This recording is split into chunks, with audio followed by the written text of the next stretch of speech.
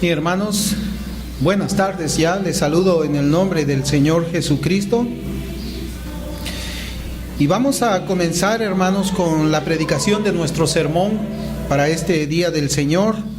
Y yo quisiera que por favor me acompañen con la copia de sus Biblias a la epístola a los Efesios, carta del apóstol San Pablo a los Efesios, en el capítulo 4, versículos del 11 al 16. Efesios 4, del 11 al 16. Y esta mañana nosotros vamos a continuar con nuestra serie que comenzamos hace 2 semanas atrás, por el cual estamos viendo el tema de la iglesia local. Y la predicación de esta mañana la vamos a llamar una iglesia que trabaja. Una iglesia que trabaja. ¿Cómo debe ser la iglesia local en la que nosotros congregamos de una manera fiel? Y para eso vamos a tomar de la Escritura lo que el apóstol Pablo le escribe a los Efesios. Capítulo 4, versículos del 11 al 16. Y la palabra del Señor dice, yo voy a leer de la versión de la Biblia de las Américas.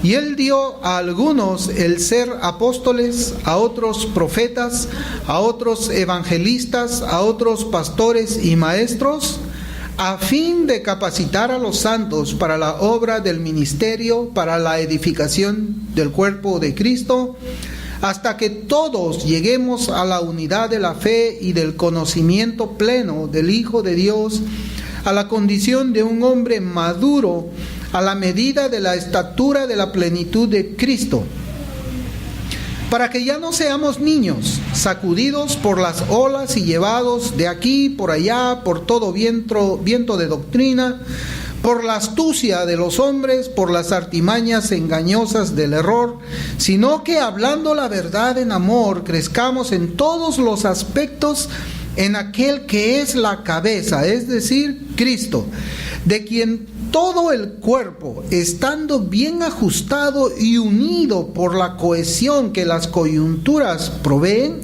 conforme al funcionamiento adecuado de cada miembro, produce el crecimiento del cuerpo para su propia edificación en amor. El versículo que vamos a prestar mayor atención es el versículo 16, donde el apóstol Pablo habla precisamente de una iglesia que trabaja. Evidentemente que todo el argumento parte desde el versículo 11 de nuestro capítulo 4, pero podemos decir que esa conclusión final de esta sección que estamos leyendo de la Escritura está en el versículo 16. Y lo voy a leer nuevamente. De quien todo el cuerpo, estando bien ajustado y unido por la cohesión que las coyunturas proveen, conforme al funcionamiento adecuado de cada miembro, produce el crecimiento del cuerpo para su propia edificación en amor. Bien, hermanos, nosotros cuando comenzamos esta serie de predicaciones acerca de la clase de iglesia que debemos de ser, porque nuestro deseo, el deseo de un pastor es pastorear una congregación que sea conforme a la congregación que nosotros leemos en el Nuevo Testamento. Y en nuestro primer mensaje de esta serie nosotros dijimos que teníamos que ser una iglesia que ama. Una iglesia que ama. Y estuvimos observando pues que una congregación, un grupo de personas que conforman una iglesia es pues, o son personas que se aman entre sí. Se aman entre sí. Esa es, podemos decir, el primer fruto, la primera característica que tiene que haber en una iglesia nuevo testamentaria. A mi entender, hermanos, según lo que las Escrituras dicen claramente, esta es la característica principal de toda iglesia cristiana. Si no hay amor, no hay iglesia. Donde no hay amor, no hay creyentes. Nosotros ya estuvimos viendo precisamente de que una de las evidencias que el apóstol Juan escribe en su primera carta es precisamente el amor. Cuando una persona que dice que es cristiana no ama a otra persona que dice que es cristiana, es decir, no ama a su hermano, no ama a su hermana, ¿qué dice la Escritura? El tal permanece en tinieblas. Es decir, no ha pasado de las tinieblas al reino de la luz, o sea, está muerto en delitos y pecados. Y nosotros pudimos observar también por otros pasajes de la Escritura que esa es, y les vuelvo a repetir, la característica principal. Y vamos a ver, hermanos, que verdaderamente si no hay amor, si no existe una base de amor, no vamos a poder trabajar nosotros juntos. El propósito, como vamos a ver por medio de este mensaje, es que la iglesia debe de trabajar unida, junta.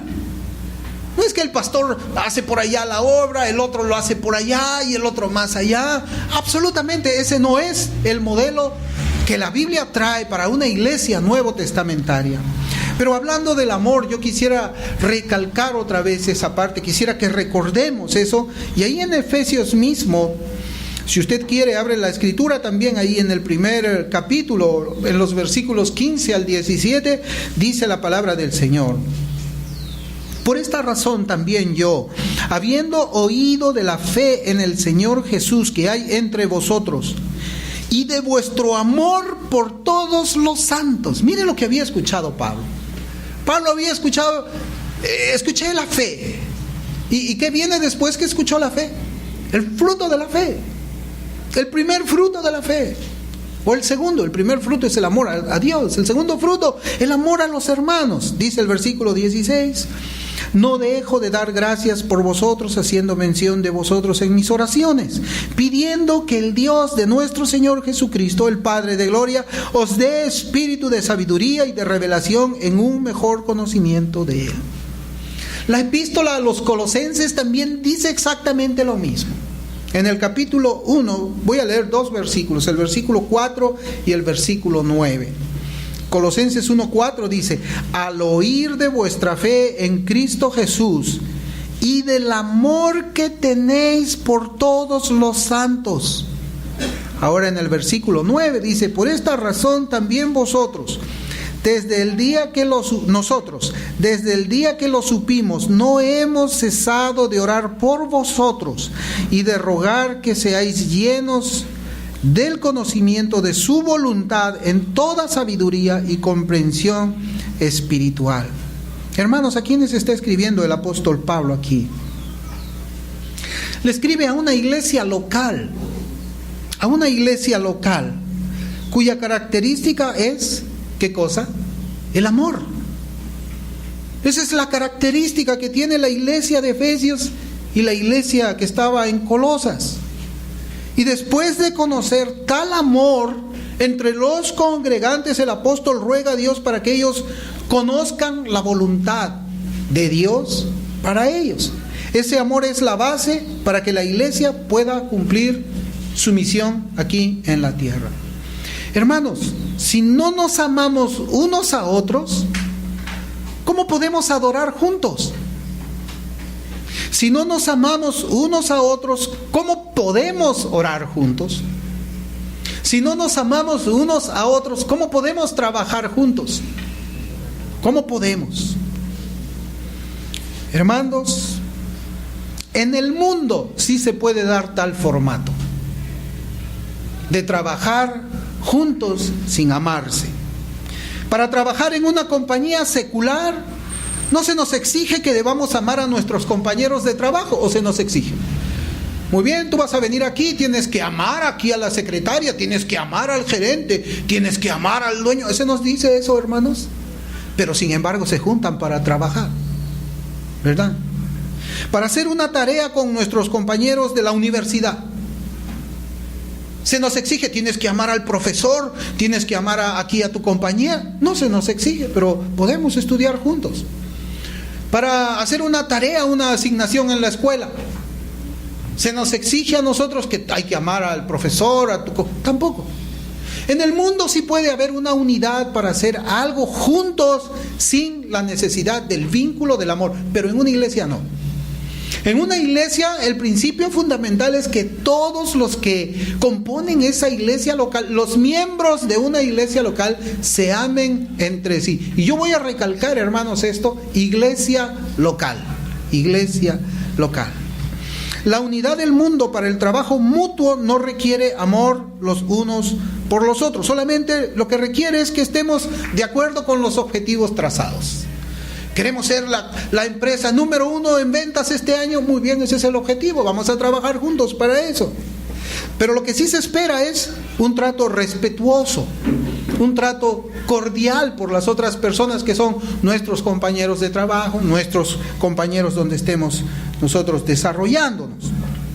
Pero el amor no es un requisito necesario. Usted puede comprar el periódico, se necesita contador, que haya estudiado en una universidad tal, que tenga especialización tal y que tenga amor para sus compañeros. ¿Alguien ha leído algo así? Absolutamente no. Pero en la iglesia sí lo vemos.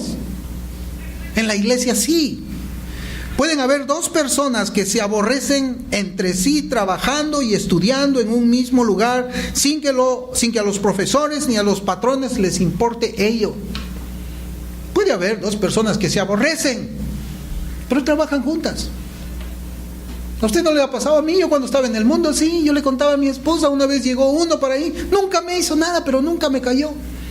Nunca me cayó bien, nunca ni siquiera, no me hizo daño, simplemente no me caía. Pero trabajábamos juntos, nos respetábamos, pero yo tenía, mis amigos eran otros, no me juntaba mucho con él.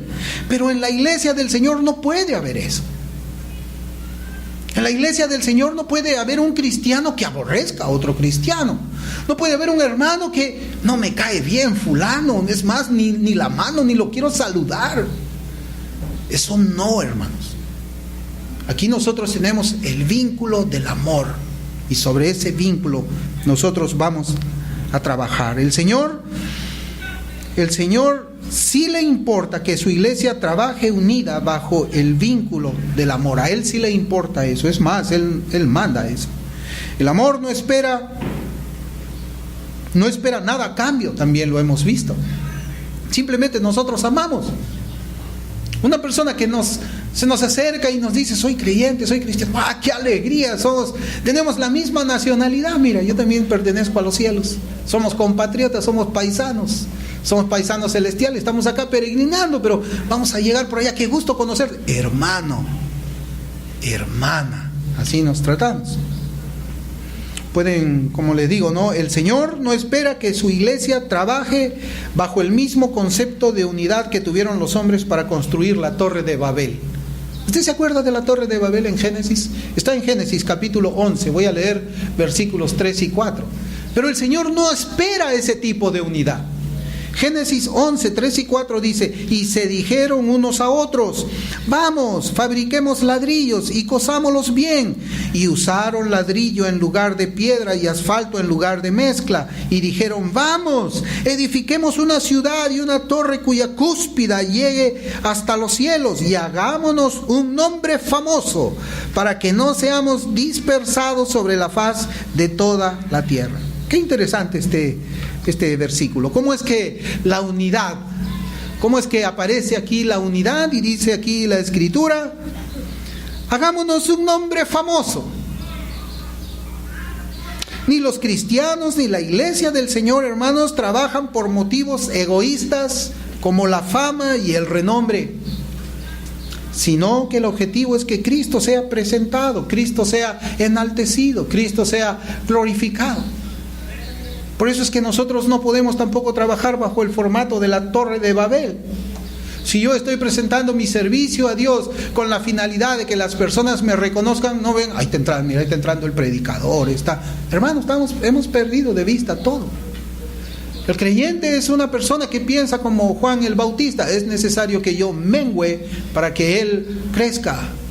Y si puedo desaparecer, mejor todavía. Si puedo hacerme invisible, mejor, que la gente no me reconozca.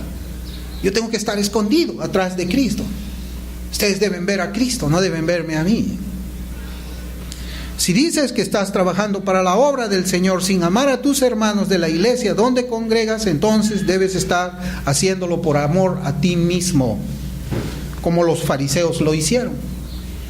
Los fariseos hacían la obra del Señor, pero porque se amaban ellos mismos.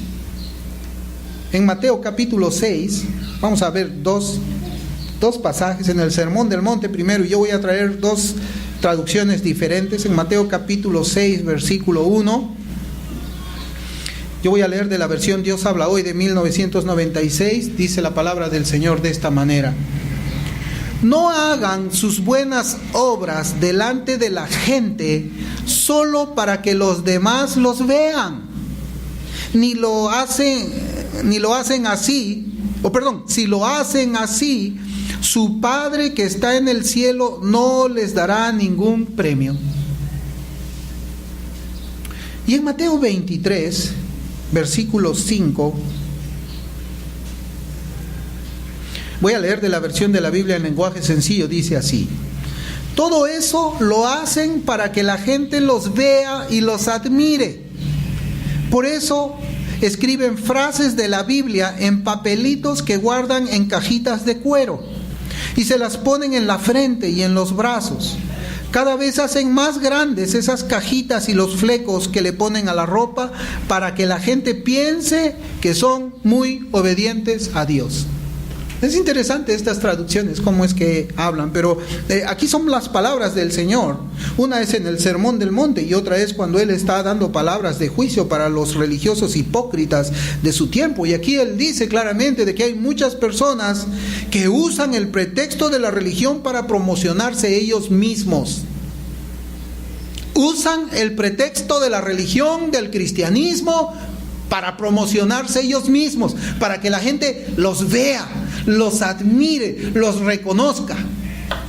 Ese no es el formato de la iglesia local. El Señor condena esto. Lo condena. Sus palabras son duras para estas personas. Los creyentes verdaderos que forman parte del cuerpo de Cristo no actuamos de esa manera. No buscamos fama ni reconocimiento. Y nuevamente les repito, hermanos, es el amor la base de todo lo que nosotros podemos hacer como iglesia. Este amor del que nosotros hemos estado hablando la última vez es una obra sobrenatural que Dios pone, hermanos, en el corazón de cada creyente, como una característica que identifica a quienes le pertenecen al Señor de una manera real. Es una obra sobrenatural. Todo esto que nosotros estamos viendo como iglesia, hermanos, es en realidad una obra sobrenatural de Dios. Yo no tengo como hombre la capacidad de poner en el corazón de ningún otro hombre amor por otro hermano en la fe. Yo no puedo. Yo puedo predicar, sí, del amor, pero es finalmente Dios quien hace que esa palabra sea viva en los corazones de su pueblo. No soy yo. Nadie puede obligar a otra persona a amar, ¿o sí? Y en Cristo no se gana el amor. En Cristo el amor no es una cosa recíproca. Si leemos nosotros lo que el Señor habla del amor. Yo no tengo el poder para poner amor en el corazón de un hermano para que ame a otro hermano. Eso es la obra de Dios, es la obra distintiva de Dios en su pueblo. Pero ahora sí, hermanos, vamos a entrar a nuestro pasaje aquí en Efesios para hablar de una iglesia que trabaja. Nuestro pasaje comienza haciendo mención de los dones del Espíritu Santo. En el versículo 11 él dice, él dio a algunos el ser apóstoles, a otros profetas, a otros evangelistas, a otros pastores y maestros. Aquí habla de dones espirituales. Los dones del Espíritu Santo son habilidades sobrenaturales dadas por Dios a cada creyente al momento de su conversión, con la finalidad de que sea usado en una iglesia local para la edificación del cuerpo de Cristo en esa iglesia local. Otra vez, acuérdese, el don es para usarlo en la iglesia local. Si usted revisa Efesios, Corintios, donde se hablan de los dones, el apóstol que está escribiendo, inspirado por el Espíritu Santo, habla de que esos dones son usados en la iglesia local. Pero aunque se nos habla en nuestro pasaje acerca de los dones espirituales, el principio debemos aplicarlo a los dones espirituales que se encuentran vigentes, porque hablamos de dones, pero también sabemos de que hay dones que han sido dados para el tiempo apostólico, pero hay otros que todavía permanecen vigentes para hoy. No vamos a entrar en profundidad en ese aspecto, nuestra meditación no va a discutir esa parte de los dones, sino que nosotros estamos hablando de los dones, las capacidades sobrenaturales que Dios nos ha dado a cada uno de nosotros para funcionarlas, para obrarlas dentro de nuestra propia iglesia local. Lo que vamos a hacer es profundizar, como les dije ya, en el versículo 16. Y yo ahora quiero leérselos en ese versículo 4:16 de la versión de la Biblia en lenguaje sencillo. Y dice así: Cristo es quien va uniendo a cada miembro de la iglesia según sus funciones, y quien hace que cada uno trabaje en armonía para que la iglesia vaya creciendo y cobrando más fuerza por causa del amor. Y es maravilloso que Cristo está en medio de esto, su poder está en medio de esto. El Señor dijo que Él edificaría su iglesia, que las puertas del Hades no prevalecería ante ella, y además que lo encontramos aquí, Cristo en medio de su iglesia local, haciendo que los miembros trabajen unidamente para que esa iglesia sea edificada, sea fortalecida, sea una iglesia bíblica en el amor. Porque eso es lo que dice, acá dice según sus funciones, y se está refiriendo a los dones. Reina Valera 60 dice según la actividad propia de cada miembro. Y la Biblia de las Américas dice conforme al funcionamiento adecuado de cada miembro. Cada miembro es cada uno de nosotros. Cada uno de nosotros tiene un don y cada uno de nosotros debería usar ese don aquí en su iglesia local. Unidos, dice la Biblia. Y lo que debe también llamar nuestra atención es que esta manera de enseñanza que Dios nos trae por medio de la analogía, porque esto es una analogía, nos indica que el servicio cristiano debe desarrollarse bajo el concepto de la iglesia local. Eso hay que grabarlo, hermanos. Y vamos a ver que eso es cierto. Cristo nos habla en este pasaje de un cuerpo que está bien ajustado y unido por la cohesión que las coyunturas proveen. Miren, yo quisiera traerles el comentario de Calvino de este versículo. Juan Calvino dice de esta manera: hay tres cosas aquí que merecen nuestra atención. La primera es la que ahora se ha dicho. Toda la vida o la salud, la cual es difundida entre los miembros, fluyen desde la cabeza de tal manera que los miembros ocupan un rango subordinado. La segunda es que, por la distribución hecha, la proporción limitada de cada uno hace que la comunicación entre todos los miembros sea absolutamente necesaria. La tercera es que, sin amor mutuo, la salud del cuerpo no puede ser mantenida. A través de todos los miembros, como canales, se transporta desde la cabeza todo lo que es necesario para la alimentación del cuerpo. Mientras esta comunicación se mantenga, el cuerpo está vivo y sano. Y aquí, mis hermanos, podemos tener en nuestra mente nuestro propio cuerpo. Porque esa es la analogía que usa el apóstol Pablo aquí, inspirado por Dios. Nuestro propio cuerpo, tenemos que tenerlo así en mente.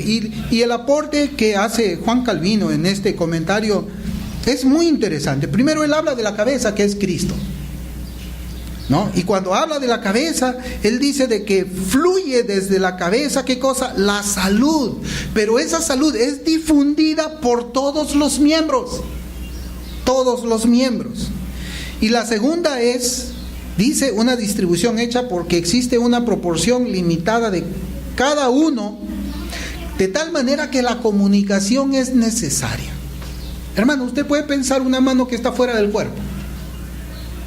¿Qué pasa con una mano que está fuera del cuerpo? No pasa nada, hermanos. No pasa nada. El cuerpo queda mal.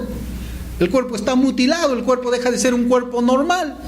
Pero la mano puede hacer algo por sí misma, separada del cuerpo. Nada. Nada. Es necesaria la comunicación. La mano está comunicada por los nervios, con el brazo, con la pierna. Esa es la analogía. Por eso es que este pasaje está, podemos decir, dedicado para una iglesia local como la de nosotros. Una iglesia, hermanos, que trabaja no es aquella en que cada miembro congrega cada domingo y participa económicamente por medio de sus ofrendas, sino que es un compromiso por voluntad propia de servir al Señor en su iglesia local. A veces creemos eso. Creemos que servir es, bueno, asisto a la iglesia, dejo dinero y ya está, ya serví, eso es todo, ¿no? Un saludo a la bandera. No, hermanos, eso no es. Es un compromiso por voluntad propia de servir a Cristo en esta iglesia local. La iglesia donde ustedes, esta es su familia. Este es el lugar donde usted se reúne con sus hermanos. Y el propósito de esta iglesia es trabajar unida. Nosotros podríamos citar el siguiente ejemplo. Yo quisiera traerles este ejemplo a ustedes. Nosotros conocemos que existen unos restaurantes llamados McDonald's y Burger King. ¿Ustedes han escuchado de esos restaurantes? McDonald's, Burger King, son conocidos, ¿verdad? ¿Qué cosa venden en esos restaurantes? Comida, venden hamburguesa, venden esas cosas. Ahora, hermanos, imaginemos lo siguiente, y preste atención, por favor. Imaginemos que una persona recibe su alimentación en un McDonald's. Está en el McDonald's, sentado, ahí recibe su alimentación. En aquel restaurante se le provee su comida regularmente y la come en una mesa junto con otras personas también. Sin embargo, tal persona, en lugar de trabajar para mantener y promover tal restaurante McDonald's, lo vemos más tarde en un restaurante Burger King, limpiando el local, repartiendo volantes para que las personas coman en dicho local. ¿Qué debemos pensar? ¿Qué deberíamos pensar? McDonald's le da su alimento, le da su bienestar, pero después vemos a esa persona que está limpiándole el piso al Burger King y está repartiendo los volantes para que las personas vayan y coman, consuman en el Burger King. Bueno, yo creo que esa persona, son dos cosas, o pasan muchas ideas en nuestra mente. ¿Qué pensarían ustedes de tal persona? Pues que no es ni del McDonald's y tampoco es del Burger King. No pertenece a ninguna familia. Anda por su cuenta. Come acá, pero trabaja allá.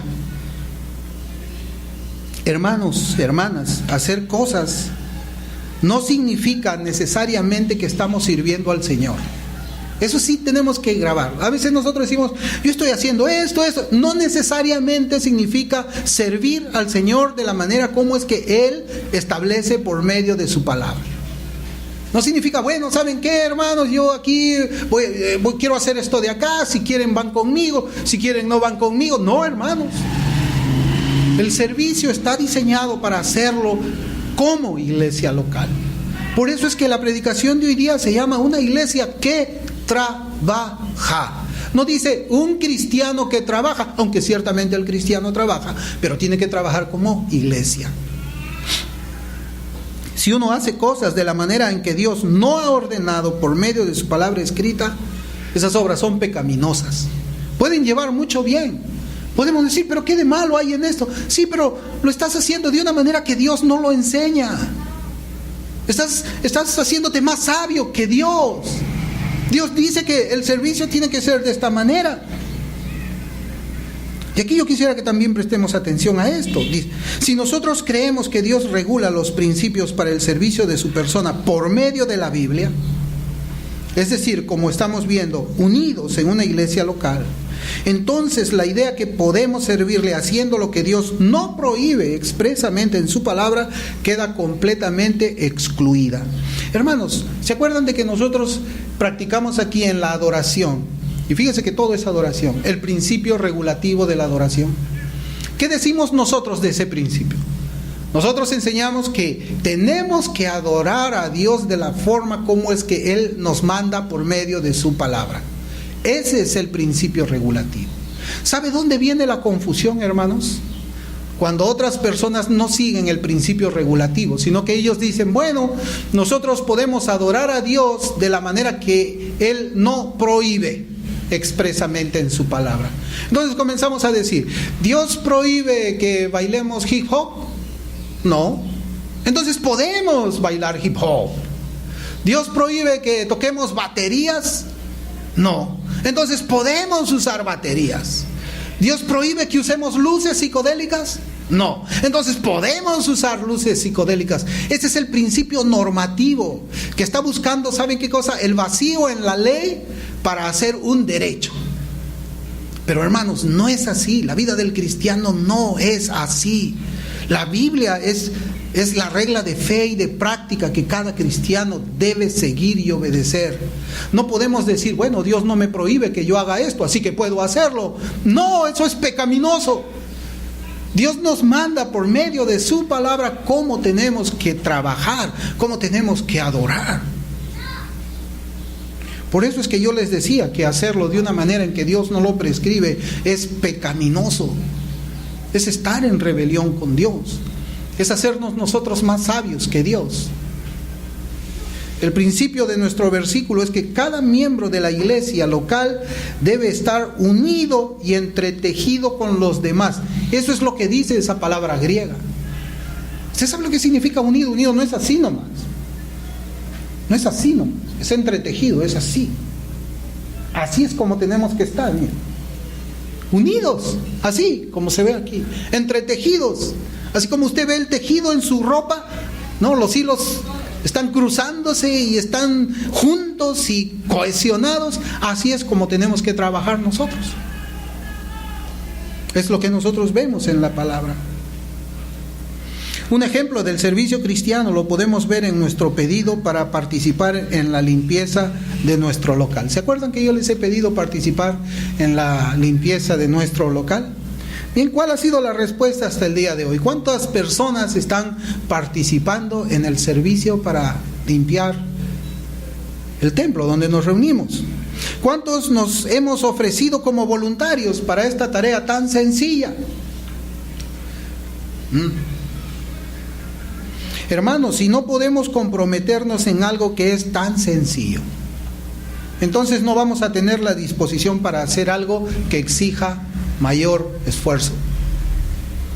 Si esta iglesia no puede tener así a los hermanos miembros dispuestos para una tarea sencillísima, hermanos, ¿qué vamos a hacer? ¿Tumbar nosotros las puertas del infierno? ¿Qué nos dice Dios acerca de la pereza? Dios habla en su palabra también acerca de la pereza.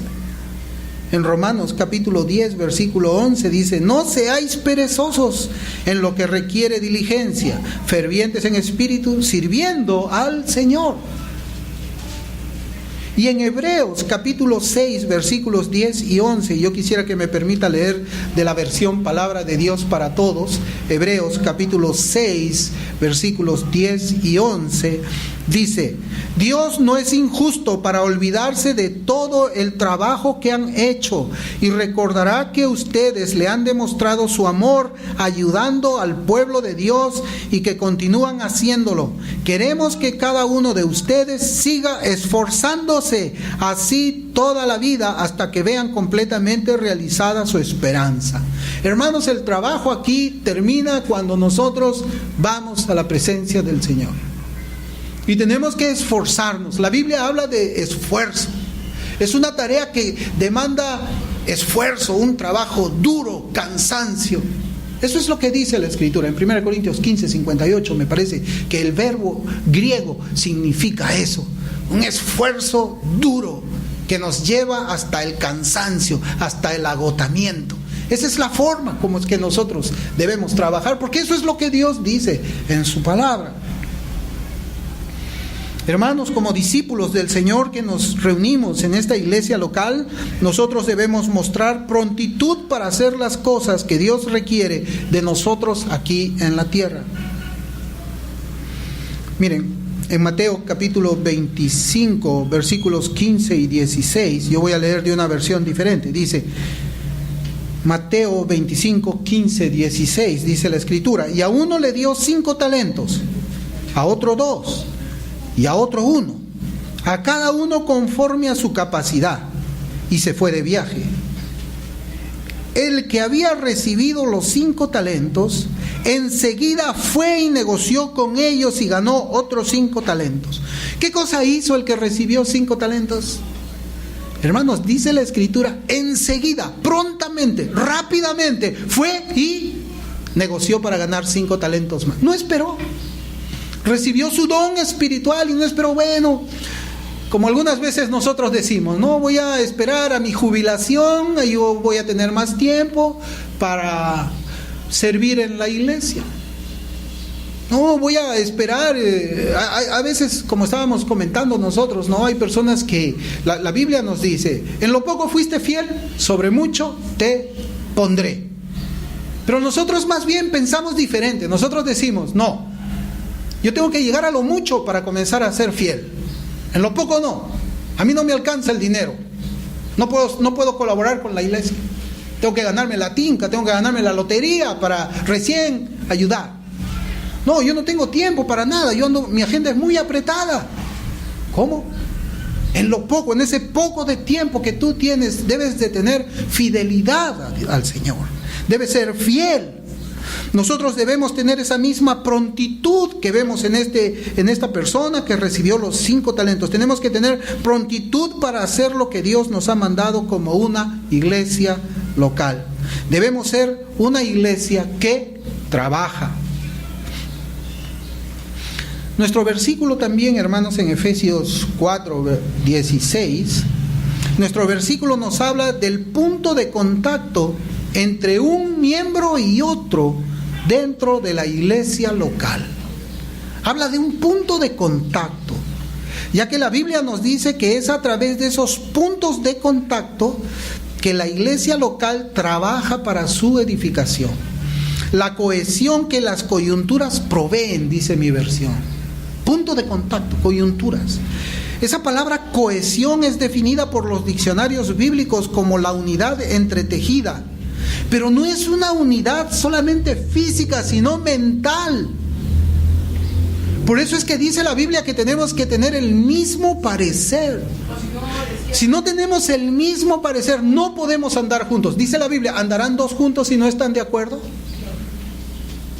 No puede haber una persona que diga, yo quiero hacer acá, a mí me parece que es esto. No, hermanos, no podemos hacer iglesia así. Esa cohesión comienza aquí, desde la mente de la persona. Por lo tanto, un cristiano dividido hace una iglesia dividida. Una Biblia dividida hace una iglesia dividida. Y nosotros no vamos a hacer una iglesia dividida en ningún sentido. No lo vamos a permitir. Por ello, nuestro pasaje, hermanos, en este pasaje también se nos advierte de un peligro. Vea el versículo 14. Hay un peligro ahí. Cuando nosotros hablamos de unidad, hay un peligro siempre. Y la palabra de Dios nos lo dice. Dice, para que ya no seamos niños, sacudidos por las olas y llevados de aquí para allá por todo viento de doctrina. ¿Qué dice? ¿Por qué? Por la astucia de los hombres, por las artimañas engañosas del error. Así es, cada vez que nosotros predicamos aquí de la unidad, se levanta la astucia del hombre. ¿Hombres qué? ¿Hombres creyentes? ¿Un creyente podría buscar dividir una iglesia? ¿Un creyente haría eso? ¿De qué astucia nos habla este pasaje, hermanos? Fíjense en qué contexto nos está escribiendo esta palabra. Esta palabra en el versículo 13 nos habla de la unidad de la fe.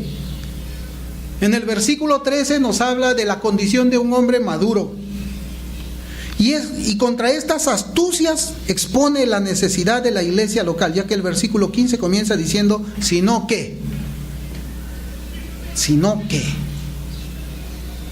Una persona pues que anda por acá, por allá, por cualquier viento de doctrina, escucha una predicación acá, debe ser aquí, me voy por acá, pero después escucha otra y se va para allá, y después escucha otra y se va para allá, y así es su vida. Un día cree de una manera, el otro día cree de otra manera, de acá a un año, ¿quién sabe cómo creerá? Nadie sabe.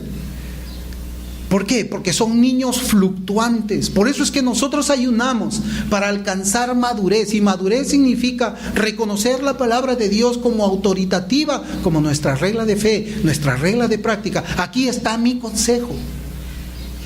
La astucia de muchos es mover a los hermanos débiles, a los niños, como dice el versículo 14, de la unidad de la fe que se refleja en la unidad de una iglesia local. Por eso habla de una iglesia local. ¿Acaso existe división en la iglesia universal? ¿Acaso existe división en la iglesia universal? Bueno, estamos divididos en denominaciones, estamos divididos en iglesias locales, pero no existe una unidad en la iglesia universal. No existe. La unidad que ataca el diablo es precisamente la unidad de la iglesia local, porque la iglesia local es la que tiene que trabajar. Y cuando el diablo divide la iglesia local, la vuelve inservible. Y tenemos que acordarnos nosotros de Hechos 20, cuando Pablo le habla a los efesios y le dice, porque yo sé que después de mi partida, ¿qué dice? Se levantarán de entre vosotros, dice. Pero antes le dice, porque de afuera también van a venir falsos. Hermanos, el peligro es tanto afuera como adentro. Por eso es que el pastor tiene que estar ahí en un lugar alto mirando, observando, escuchando, viendo dónde se levanta el peligro y si es que el peligro viene de afuera para adentro. ¿Por qué? Porque en una iglesia, hermanos, así como hay maduros a quienes no se les mueven de sus principios bíblicos, también hay niños en la fe. Y la madurez, hermanos, no es decir tengo 30 años en el Evangelio. La madurez es solidez doctrinal y solidez espiritual.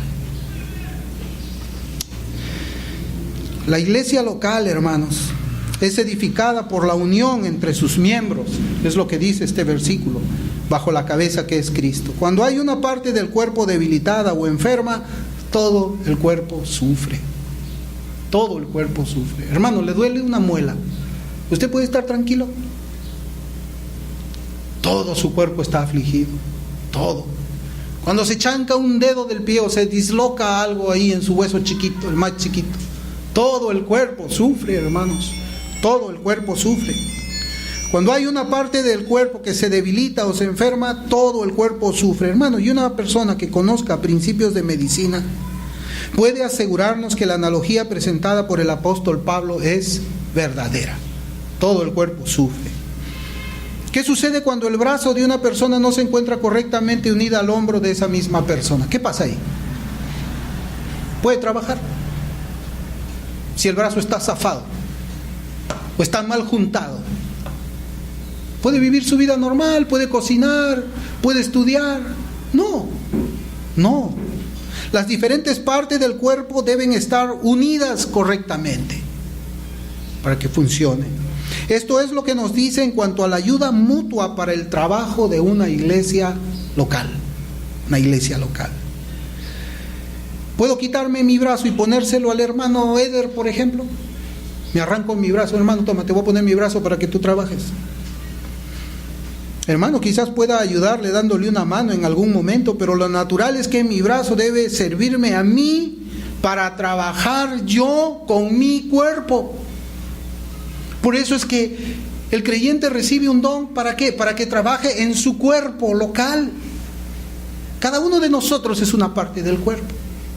Y esa parte del cuerpo es para que trabaje para este cuerpo, acá, esta iglesia.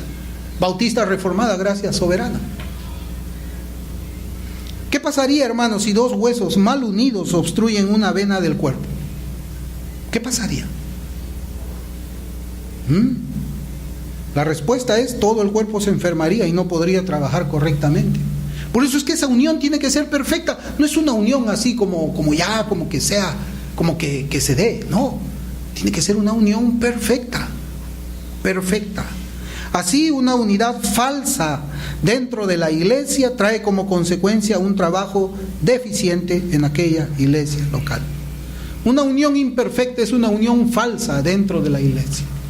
Nosotros tenemos que estar aquí, como dijimos, voluntariamente, con un corazón alegre, venir a adorar al Señor. Nadie puede venir a la iglesia por necesidad. Nadie puede venir a una iglesia y decir: bueno, tengo que congregar ahí, no hay otro sitio donde ir, tengo que ir para allá. ¿Qué motivo es ese, hermanos? ¿Qué motivo de congregar es ese? Es mejor que no estén acá. El corazón nuestro tiene que tener una disposición a servir, a amar al Señor, a adorar al Señor junto con mis hermanos en esta familia que se llama iglesia local. Si hay otro motivo, es mejor retirarse, porque eso es lo que hace precisamente una unión que no es correcta, una unión falsa. Ninguno de los miembros de un cuerpo es más importante que otro miembro. Eso también tenemos que decirlo nosotros. Así también, ningún miembro es menos importante que otro miembro. ¿Sí? Bueno, el dedo gordito del pie, una vez a mí me decían de que si nosotros no tenemos los dedos gorditos del pie, no podemos sostenernos parados. Nos caeríamos hacia adelante. Y alguien dice: pues, pero ese dedo, ¿para qué sirve? No, hermanos, sirve. Tiene su funcionamiento dentro del cuerpo. Es importante ese dedo. Todo es importante en este cuerpo. Un diente chiquito se pica, todo el cuerpo está mal. Así que aquí no hay yo soy más importante que tú, y tampoco hay yo soy menos importante que tú. Eso, ¿sabe qué, hermano? Solamente lo puede pensar un corazón que está lleno de sí mismo, que se ama a sí mismo. Nosotros somos iguales. Es verdad, tenemos diferentes funciones, pero somos iguales delante del Señor.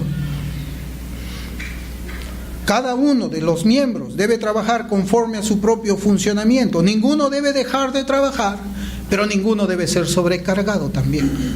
Tenemos que trabajar juntos. Nadie puede servir a Cristo sin pertenecer a una iglesia local. Ese es el principio que la Escritura nos trae.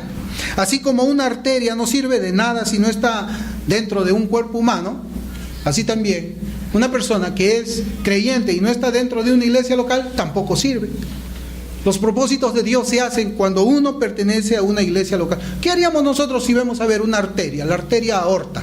Ahí la encontramos en una banquita del parque de ahí está la arteria. ¿Sirve para algo? ¿Sirve por sí sola? ¿Sirve? No, no sirve. Si no está unida al cuerpo, no puede hacer la función para la cual Dios ha creado. Por eso es que Dios ha creado la iglesia local para que sea una iglesia trabajadora. No hay llaneros solitarios, eso lo sabemos todo el mundo, pero a veces no lo queremos aprender. Usted tiene un don, úselo aquí en la iglesia. Nadie puede servir a Cristo si no pertenece a una iglesia local, por el mismo principio que vemos en Efesios 4. La cabeza es la que fluye al cuerpo. Si tú no estás dentro del cuerpo, ¿qué te va a fluir? La iglesia es importante y hemos dicho ya. Los reformadores decían, le llamaban a la iglesia madre, porque la iglesia era la encargada de ¿qué? De dar el alimento. Cada miembro del cuerpo debe guardar su lugar propio, su posición correcta. Esa es otra. La pierna no puede decir, yo quiero ocupar el lugar del brazo. Imagínense, ¿no?, que una pierna esté acá y mi brazo esté abajo. Eso hace, hermanos, que todo el cuerpo se vuelva inútil. Si yo tengo una pierna aquí y un brazo en lugar de mi pierna, me volví inútil. Me volví inútil. Eso sería una deformidad en el cuerpo natural. De la misma forma lo es en la esfera espiritual. El cuerpo no funcionaría correctamente. No podría hacer las cosas que un cuerpo normal podría hacer. Entonces cada miembro tiene su lugar. Cada miembro. Por ello, es la iglesia local la que confirma el don espiritual que Dios le ha dado a cualquier hermano y hermana que pertenece a ella, considerando el principio básico para el servicio al Señor. Hay un principio básico, y es la iglesia, hermanos, la que confirma. Es la iglesia. Y un hermano nos dice: yo tengo don de servicio. Muy bien, la iglesia confirma si es que ese hermano tiene don de servicio. Yo tengo el don de fe. Muy bien, la iglesia confirma si ese hermano tiene don de fe, porque a veces decimos: yo quiero servir aquí, pero en realidad vemos que Dios no lo ha capacitado sobrenaturalmente para que Él sirva efectivamente en el cuerpo del Señor en lo que Él quiere servir. A veces queremos cosas para las cuales Dios no nos ha capacitado y menos nos ha llamado, porque Dios cuando llama también capacita. Por ejemplo, hermanos, para escoger personas para que sirvan en la iglesia. Y yo ya les decía de que nosotros debemos de orar y ayunar también para que el Señor levante de esta congregación un diácono y también levante un ujier. Y yo les decía que hay un principio para eso. Para escoger a las personas que sirvan en la iglesia en las tareas básicas, por ejemplo, como llevar los alimentos a la mesa, los platos a la mesa. Abra Hechos capítulo 6 y vamos a leer el versículo 3, porque ahí nosotros encontramos en la palabra de Dios los requisitos fundamentales para que una persona sirva dentro de la iglesia. Ahora, efectivamente, para el diaconado existen otros principios. La Escritura nos habla de otros requisitos, pero aquí nosotros encontramos unos requisitos. En Hechos capítulo 6, versículo 3, cuando hablamos del servicio. Y quiero que esto, hermanos, ustedes lo tengan en mente, porque yo les estoy diciendo que la iglesia confirma el don, la iglesia confirma el llamado, la iglesia confirma también el oficio. En Hechos capítulo 6, ahí voy a leerles, ¿ya? Y síganme ahí con sus Biblias. El problema ya sabemos, ¿no? El problema, acá para darles una idea, el problema era que los judíos griegos con los judíos nativos tenían un problema porque la ración que tenía que ser atendida a las mesas no estaba siendo conforme debería de ser. Entonces acá se habla y se dice así, Hechos capítulo 6, versículo 3. Por tanto, hermanos, iglesia, esto es para ustedes, para nosotros. Por tanto, hermanos, escoged entre vosotros 7 hombres, que sean los hermanos más antiguos, que sean llenos de orgullo y vanagloria personal, y que tengan buena capacidad económica, a quienes podamos encargar esta tarea. Así dice. Pero a veces nos guiamos así. No, el hermano ya tiene 40 años en la iglesia, él es el que tiene que ser líder. ¿Y dónde dice eso? No, el hermano es el que aporta más dinero, entonces él tiene que ser el diácono. ¿Y dónde dice eso? ¿Dónde dice eso? No, el hermano se le ve, mira, él es bien bonito, bien guapo, él ha sido periodista, él que sea pastor, él habla bien, que sea el copastor. ¿Y dónde dice eso en la Biblia? No, la Biblia dice, en Hechos 6:3 dice, por tanto, hermanos, escoged entre vosotros 7 hombres de buena reputación, llenos del Espíritu Santo y de sabiduría, a quienes podamos encargar esta tarea. Por eso es que la iglesia confirma, hermanos, porque la iglesia tiene que encontrar estos requisitos en el candidato. Yo no estoy de acuerdo con la idea de que una iglesia tiene que traer un pastor de otro lugar para que pastoree. Yo lo que creo es que la iglesia tiene que levantar su propio pastor, porque la iglesia es la que conoce la reputación de la persona, si es buena o si es mala, y conoce si es que ese hermano ama a los otros hermanos o no los ama, o si ese hermano está lleno de orgullo, de vanagloria, de protagonismo, o si tiene humildad y sencillez para servir al Señor. Porque la iglesia sabe, hermanos, qué cosa es lo que está en el corazón de la persona, porque ha convivido con él mucho tiempo. Por eso es que la iglesia confirma. Yo puedo levantarme aquí como lo que yo quisiera hacer. A mí me gustaría ser pues el obispo, el reverendo, el papa. Sí, pero la iglesia es la que tiene que confirmar si es que yo primero cumplo estos requisitos. No es así nomás. No es así. No es así, hermanos. Por eso es que cada miembro de la iglesia tiene que guardar su propio lugar. Y la iglesia, nosotros, orando, ahora que estamos hablando de diáconos, tenemos que orar para que el Señor ponga el mismo sentir en los corazones de nosotros cuando estemos hablando de los candidatos.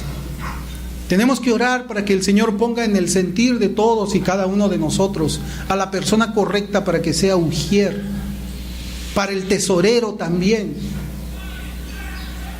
Hermanos y hermanas, cada uno de nosotros no solamente tenemos la invitación para servir al Señor en esta iglesia local, sino que tenemos el mandamiento. No es una invitación, es un mandamiento.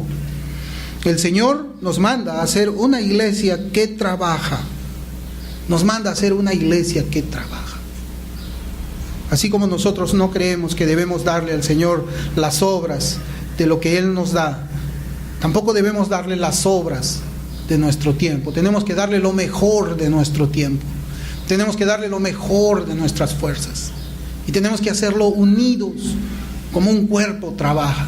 En unidad, unidad del amor, porque así dice nuestra Escritura, edificación en amor. El Señor nos manda a hacer una iglesia que trabaja. Si bien, hermanos, debido a nuestra propia imperfección, nuestro trabajo no va a ser perfecto, pero conforme nosotros vamos madurando, vamos creciendo a la estatura de Cristo, nuestro trabajo también va a ir madurando, va a ir siendo más perfecto. Conforme nosotros vamos siendo más perfeccionados, más perfecto va a ir siendo nuestro trabajo. Es un proceso, así como nosotros tenemos ese proceso de santificación en nosotros. Así como nosotros tenemos que ver, hermanos, que estamos hablando de quién obedece a la Escritura, quién no obedece a la Escritura, quién es rebelde, quién quiere aplicar el principio normativo y quién aplica el principio regulativo, quién es más piadoso, quién se sujeta a Dios, quién se sujeta aún a la disciplina y quién hace todo eso. Hermanos, tenemos que ver, porque el trabajo implica todo eso. Tenemos que esforzarnos por ser una iglesia que trabaja bajo el vínculo del amor. Tenemos que ser así, hermanos, porque ese es el ejemplo que Cristo nos da en su palabra. Y nosotros debemos de tener celo por llevar a cabo lo que el Señor nos manda. Tenemos que hacerlo con pasión, con entrega, consagrándonos a Él. Tenemos que hacerlo de la forma como Él nos escribe aquí. Amén. Nos vamos a esforzar, hermanos, por ser una iglesia que trabaja. Vamos a orar. Bendito Señor, te damos gracias por tu palabra, Señor. Padre, que podamos ser una iglesia así como encontramos en el Nuevo Testamento, una iglesia que funciona correctamente, Señor, de acuerdo al don que tú le diste a cada uno de sus miembros. Que en nuestros corazones, Señor, exista ese principio, ese deseo de servirte con todas nuestras fuerzas. Señor, ayúdanos, Padre, a que podamos nosotros ser esa iglesia local de la cual, Señor, tu palabra habla y de la cual tú te gozas. Bendito Dios, te damos gracias. Ayúdanos, Señor, y que este mensaje sea guardado en nuestros corazones. En el nombre de Jesús. Amén.